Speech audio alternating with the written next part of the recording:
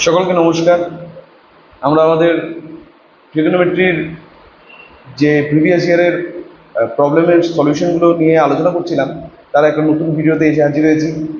আমাদের অলরেডি কিন্তু 20টারও বেশি ভিডিওর প্রবলেম অ্যান্ড সলিউশন ট্রিগোনোমেট্রির উপর প্রিভিয়াস যতগুলো ইয়ার আছে সেই প্রিভিয়াস ইয়ারগুলোতে ন্যাশনাল অ্যান্ড স্টেট লেভেলের বিভিন্ন এক্সামে, ঠিক আছে, অ্যাপিয়ার হওয়া এই কোয়েশ্চেনগুলো নিয়ে ডিসকাশন করছি।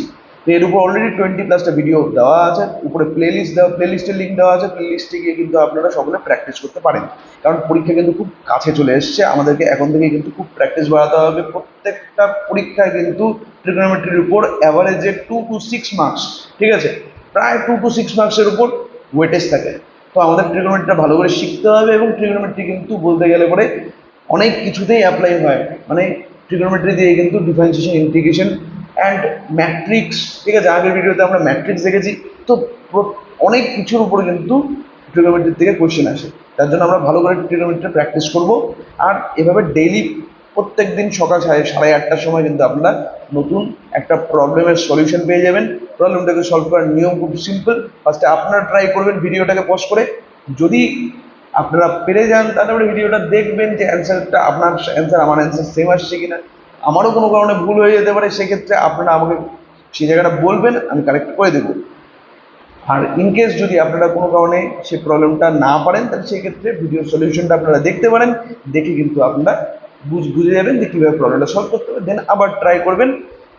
এখন আমরা আমাদের এই 23 নম্বর যে প্রবলেমটা, এই প্রবলেমটা স্টার্ট করতে চলেছি। যেখানে এটা WBGE 2024-এ এসেছিল।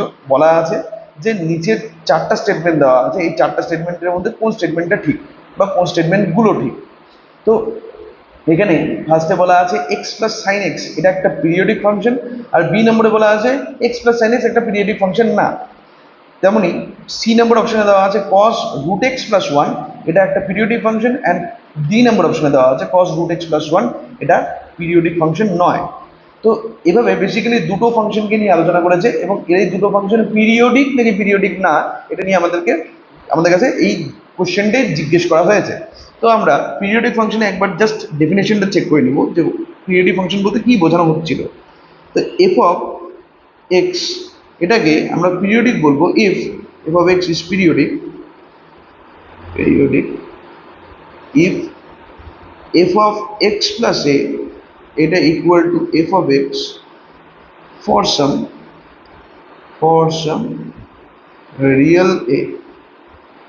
যদি এ বলে কোনো একটা সংখ্যা থাকে, যে সংখ্যাটার জন্য F of x plus a equals two F x হয়, ঠিক আছে, তাহলে পরে সেই এফ এক্স যে ফাংশনটা, সেই ফাংশনটাকে বলা হবে পিরিয়ডিক ফাংশন।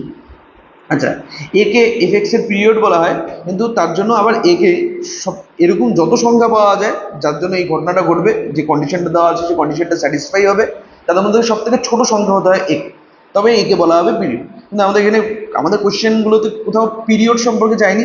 তো আমরা জাস্ট চেক করবো যে ফাংশনটা পিরিয়ডিক কিনা, ঠিক আছে। তো এরকম কোনো সংখ্যা আছে কি যার জন্য F of x plus a equals two F x হয়ে যাবে? তো আমাদের ফার্স্ট মানে প্রথমে যে ফাংশনটা দেওয়া আছে, আমি ধরে নিচ্ছি f x equal to x plus sine x, আর জি এক্স ইকুয়াল টু ধরলাম cos of root x plus one. আমরা জানি যে সাইন এক্স কিন্তু একটা পিরিয়ডিক ফাংশন। কেন? কারণ sine of 2 pi plus sine theta, আমি সাইন থিটাকে নিয়ে ডিসকাশন করছি। সাইন থিটা এটা কিন্তু পিরিয়ডিক, কারণ সাইন থিটা এটাই কিন্তু সাইন 2 পাই প্লাস থিটার সাথে 2 পাই প্লাস থিটার সাথে ইকুয়াল হয়। 2 পাই প্লাস থিটার সাথে কিন্তু ইকুয়াল হয়ে যায়। তার মানে 2 পাই হচ্ছে সাইনের পিরিয়ড, ঠিক আছে। তো সাইন থিটা একটা পিরিয়ডিক ফাংশন বা সাইন এক্স একটা পিরিয়ডিক ফাংশন, কিন্তু এই সাইন এক্সের সাথে আবার এক্স যোগ হয়ে আছে।